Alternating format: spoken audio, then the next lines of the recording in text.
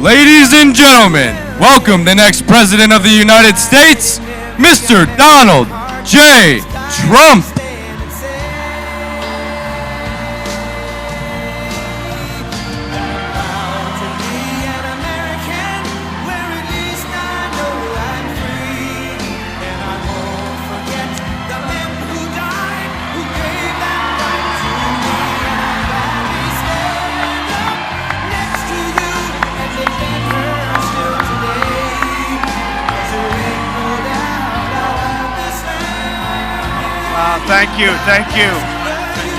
Thank you, everyone. Thank you very much.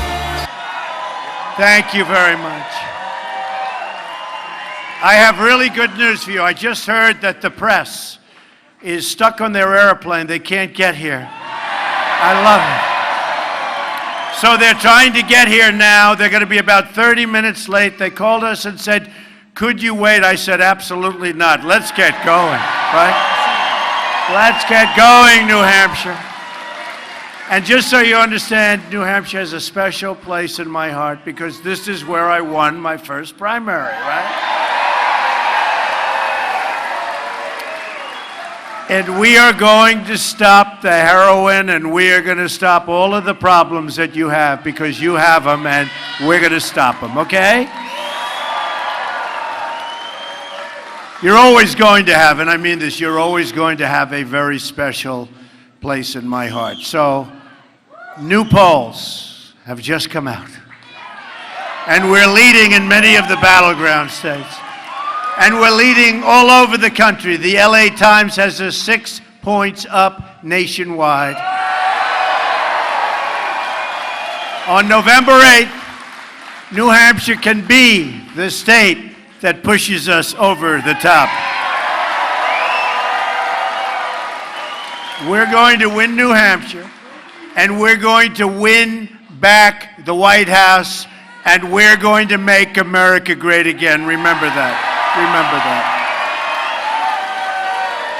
that. It's going to be a victory for the people, and especially those people who haven't had hope in a long time. That's a lot of people. Believe me, that's a lot of great people.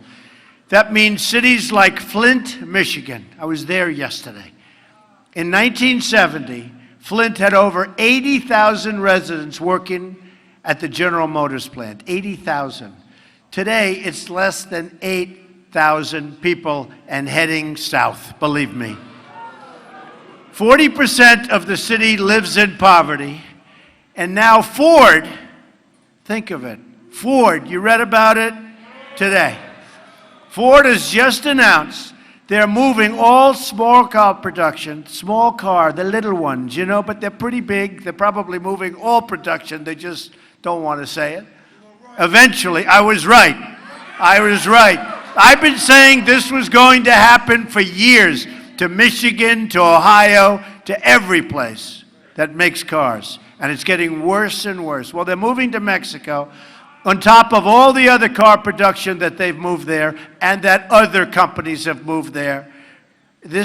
We are creating the car capital of the world in Mexico, believe me, folks. And I'm going to make sure that ends if I'm elected. It's going to end. So I went to Flint yesterday to address the water crisis. It's a failure at every single level of government. It's tragic and it's heartbreaking and should never happen in the United States of America, ever.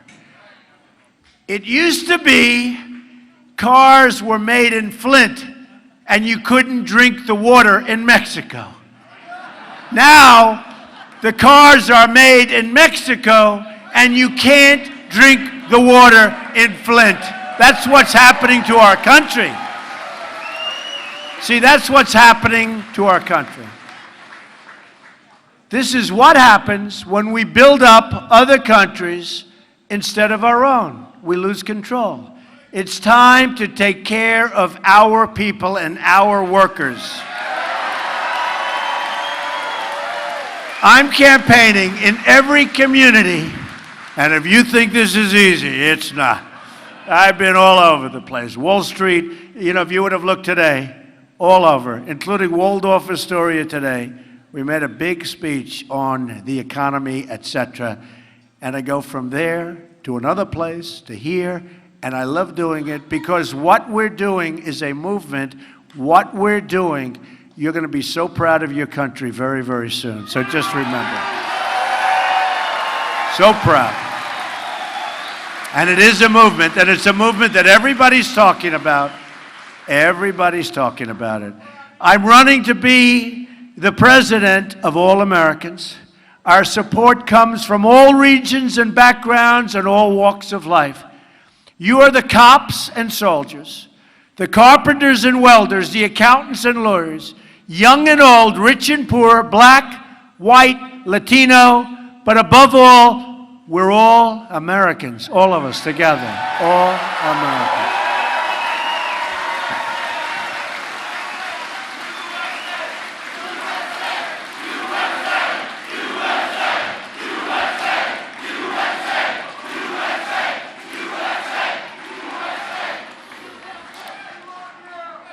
While Hillary Clinton slanders you as deplorable and irredeemable, that means you can't ever get better. She doesn't understand you. I call you hardworking American patriots who love your family and love your country. Her comments displayed the same sense of arrogance and entitlement that led her to violate federal laws, Secretary of State, hide and delete her emails, destroy her phones with a hammer, put classified information in the reach of our enemies, lie to Congress, and sell government favors and access through the Clinton Foundation. It's the same attitude of arrogance and entitlement that explains why she has never taken accountability for the disasters she created all over the world, in Libya, Syria, Iraq, Iran, all over. It's the same reason why she won't take responsibility for her central role in unleashing ISIS. That's what happened. Bad decisions. She has bad judgment. Bernie Sanders told us that. Obviously, Bernie, you know, a rigged system with the superdelegates, and Bernie's right now home watching us together. But in all fairness, Bernie Sanders said she suffers from bad judgment. He's right. Her policies have created disaster overseas and poverty at home, so many places. I'm running to reverse these failures and to create a new American future, and it will be. And that future begins with prosperity at home. My economic agenda can be summed up in 3 words: jobs, jobs, jobs. True.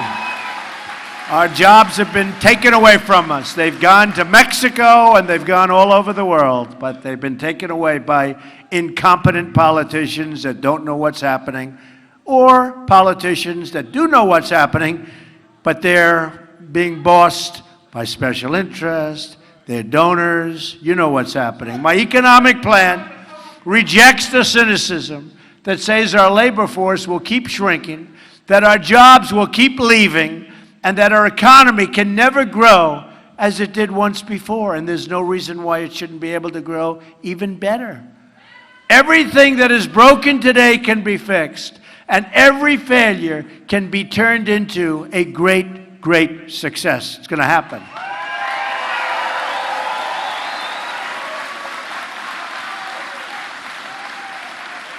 And by the way, I just see off stage a very special person. Has anyone ever heard of Eric Trump? Eric Trump. Come up, Eric. My son, Eric Trump. He is working. And Ivanka and Don and Tiffany and all of them, they are working. Are we not proud of this man? What is it, guys? 53 days to go or something like that. We are going to make America great. We are going to win. There's no question about it. We will not let you down. Thank you guys for being here tonight.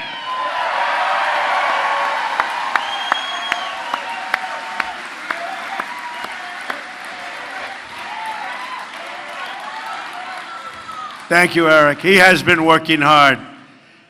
His sister, too, and his brother, Don, and Tiffany made a great speech, and Melania made a great speech. Everybody, they're working so hard.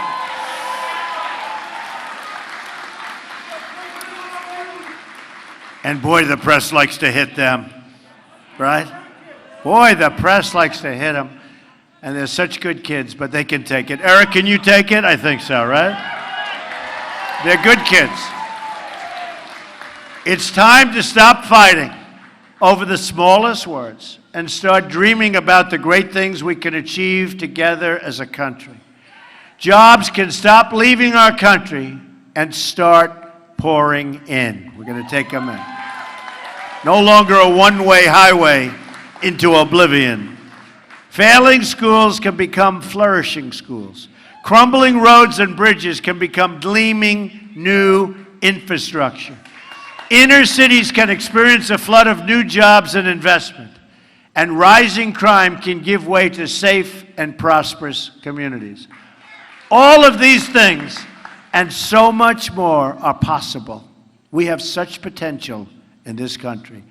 But to accomplish them, we must replace the present policy of globalism, which has moved so many jobs and so much wealth out of our country, and replace it with a new policy of Americanism. It's what it is, Americanism. I am not running to be the president of the world. I'm running to be the president of the United States of America.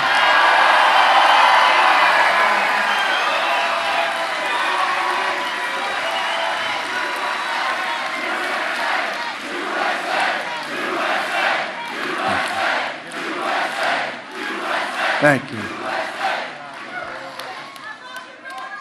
And I'm spending a lot of my money doing this, I want to tell you. These other people, it's all donations, let the money pour in. We're spending a lot. You better make sure I win on November 8th, because I'm going to have wasted a hell of a lot of time, energy, and money. You know, when they tell me, Mr. Trump, it doesn't matter what you've accomplished. First of all, I've accomplished nothing. You've accomplished. I'm the messenger. But what you've accomplished is so incredible. I say, unless we win, we've accomplished nothing. Just remember, we have to win on November 8th. We have to get there, get everybody. New Hampshire. Got to vote. It's time to replace our failed political system with a new American system. If we lower our taxes, which we're going to do big league, remove destructive regulations, and we will be chopping, unleash the vast treasure of American energy, and negotiate trade deals that put America first, then there is no limit to the number of jobs we can create and the amount of prosperity we can unleash. America will truly be the greatest place in the world to invest, to hire, to grow, and to create new jobs, new technologies, and entire new industries. America, America. Made in America. Remember? He remembers. Some of my older folks here, right? We know, made in America. You remember? You don't see that very often. And you're seeing it less and less. We're going to bring it back. Made in America. My first day in office, I'm going to order a review of every single regulation issued over the last 8 years. All needless job-killing regulations will be canceled. Millions of new jobs will come pouring in. We're going to lift the restrictions on American energy, which means lower electricity prices and 500,000 new jobs a year. Big stuff. And that's just the beginning. Also, on my first day, I'm going to ask Congress to send me a bill to immediately repeal and replace disastrous Obamacare. It's a disaster. This will instantly save another 2 million jobs. I'm also going to completely reform our trade deals. We are going to renegotiate the worst trade deal ever made in the history, not of our country, in the history of the world. NAFTA, signed by Bill Clinton. A disaster. We're going to stand up to China and keep America out of TPP. That's another disaster. We don't need another massive multinational deal that ties us up and binds us down and is so complicated that nobody in our country understands it. Other countries, they know every word. They know every sentence, every paragraph. Our people, they don't even read deals. They sign whatever's put in front of them. Just take a look at what happened with Obamacare. Practically nobody in Congress read it, and what a mess we have. New Hampshire has lost nearly 1 in 3. Think of it. 1 in 3 manufacturing jobs since NAFTA, and 1 in 4 since China joined the World Trade Organization. Both Hillary Clinton-backed disasters. Bad judgment, remember. Bad judgment. And I'm going to appoint the best and toughest trade negotiators, and we have the best in the world. We have the greatest business people and the greatest negotiators in the world. We don't use them. We use political hacks. We're going to stand up and defend our American workers. Any deal that doesn't increase jobs and wages in America, I will oppose, and I mean seriously oppose, not politician oppose. We are going to turn our bad trade deals into great ones. Another major reform is going to be school choice. I've outlined, and by the way, we are going to terminate Common Core and bring education local. I've outlined a plan to provide every disadvantaged child in America the freedom to choose the private, public, magnet, or religious school of his or her choice. This will help lift millions of poor African American and Hispanic children out of poverty. The poverty in our country is unbelievable. It's time to break up the failed democratic control over our inner cities and provide real hope and opportunity to every single community in this nation.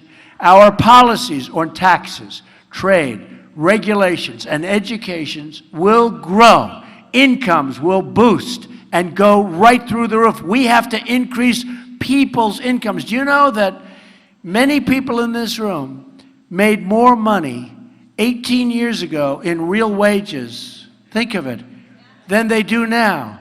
They're working harder now, they're older, and many people, because of Obamacare and for other reasons, are holding 2 jobs. So you're getting older, you're working harder, and you're making less. I don't think that sounds great. The only good thing is that I'm also working a hell of a lot harder than I've ever worked hard also. So I don't feel so sorry for you. Working hard. But we're enjoying it because we see the fruits of our labor, we see what's happening, and in 52 days, you're going to have a lot of happy people in this state and in this country, I'll tell you. So we want to reduce poverty for our African American and Hispanic communities. Have to. Since President Obama came into office, another 2 million Hispanic Americans have fallen into poverty. This is unacceptable. To the Hispanic community, I say, we are going to protect your jobs, we are going to build up your schools, and we are going to deliver safety and opportunity for your children. Safety also means protecting our people from radical Islamic terrorism.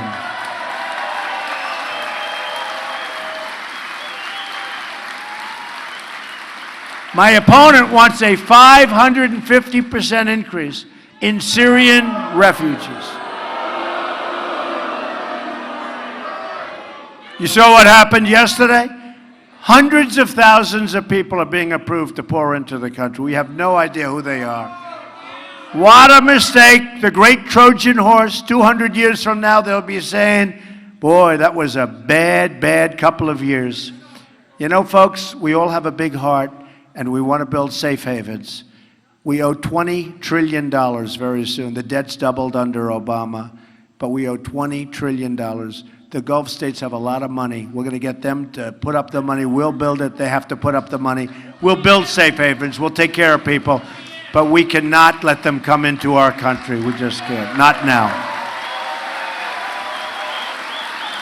According to the Senate Subcommittee on Immigration, her entire plan will bring in 620,000 refugees in her first term and cost our country $400 billion. What are we doing? What are we doing? Instead of providing free health care and jobs to refugees from around the world, we should rebuild our inner cities and help struggling Americans. And we should work with Hispanics. We should work with African American citizens and help our inner cities. And we should take care of our great veterans who are not being treated properly.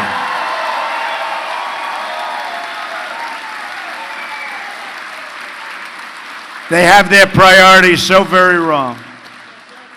I support the construction of safe zones in the region, and we will get the Gulf states. We're going to get them to pay for it. The Gulf states wouldn't be there very long if it wasn't for us. At the same time, that's right, keep the oil. Remember my statement? Shouldn't go in, but if you go in, when you go out, keep the oil. Nah, we wouldn't do a thing like that. It's not politically correct, right? At the same time, we will rebuild our military, which is so badly depleted with the greatest people on earth running it. We are going to get our allies to pay their fair share. You know, we defend many countries, and we're getting socked on that one too. We get socked on everything. Only 5 of the 28 member NATO countries, you remember I've been talking about this. They say, I don't like NATO. I like NATO. But we have 5 out of the 28 countries that are paying their obligation to spend 2% of GDP on defense. So don't you think they're supposed to be paying, maybe? I will convene a summit of our European and Asian allies to make sure that everyone is sharing the security burden and that we are properly focused on protecting our country and other countries, frankly, from radical Islamic terrorism. A word and a phrase that President Obama and Hillary Clinton just refused to use. And unless you're going to use it, and unless you're going to say it, you're never, ever going to be able to do anything about it. Just remember that. In all things, it's time to put Americans first and time to start taking care of each other. We have to take care of each other.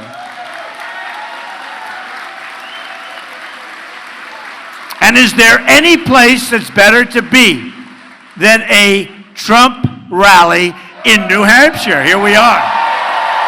No place. There's no place better. And you know what else? There's no place safer. Earlier this week, I rolled out a plan to help our mothers and our families get affordable, quality child care for their children. My daughter Ivanka was so helpful. She is so dedicated to that. And she's been talking about that long before June 16th of last year when I decided that we have to do this. On policy after policy, we're going to provide opportunity, prosperity, and security for all Americans. I'm going to lower your taxes beyond any number you thought possible.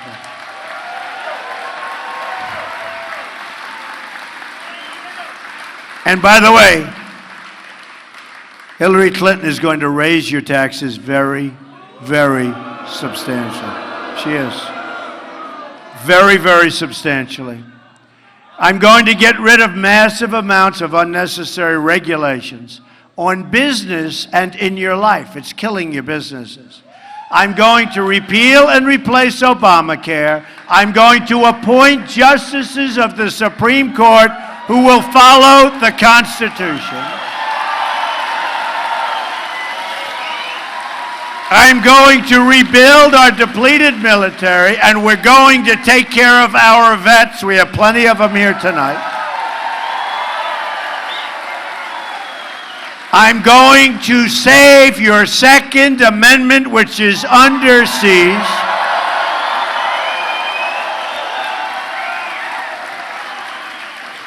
And the NRA gave us the earliest endorsement they've ever given. So I want to thank the NRA. These are great people. These are great people.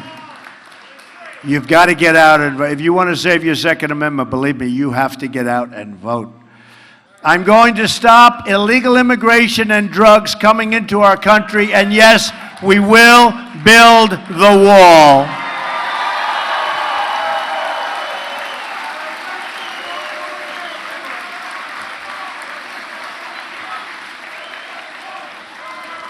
That's right.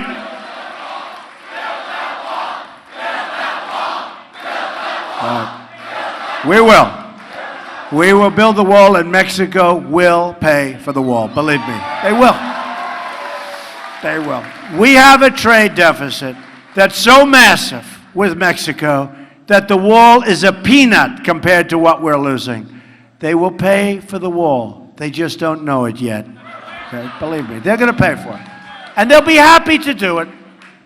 Just has to be explained properly. I'm going to so importantly renegotiate your disastrous trade deals, especially NAFTA. Now, NAFTA is turning out to be the worst, but we're going to renegotiate. And we will make great trade deals, and we'll put our American workers first. But here's the thing. If for some reason we can't renegotiate NAFTA, they could say no, unlikely, but they could say no. We will terminate NAFTA, and we'll have new trade deals that will be phenomenal for the United States of America, okay? Right? We're not playing games. And Apple and our other major companies will start making their iPhones and their computers and other products inside the United States, not in China and all over the world except here, okay? Because that's what's happening right now, big league.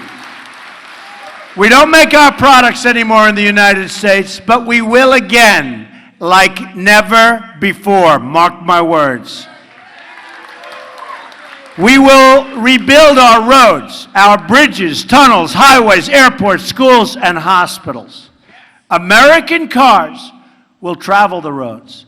American planes will soar the skies. And American ships will patrol beautifully the sea.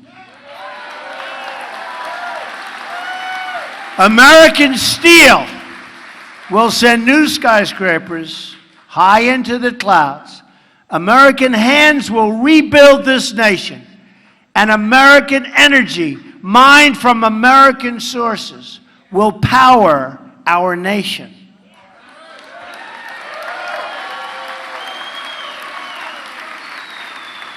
And believe me when I say this, American workers, right? American workers will be hired to do the job. American workers. We will put new American steel into the spine of this country. I will fight for every neglected part of this nation, and I will fight to bring us together as one American people. Imagine, just imagine what our country could accomplish if we started working together as one people under one God, saluting one flag, right? Saluting one flag. Right?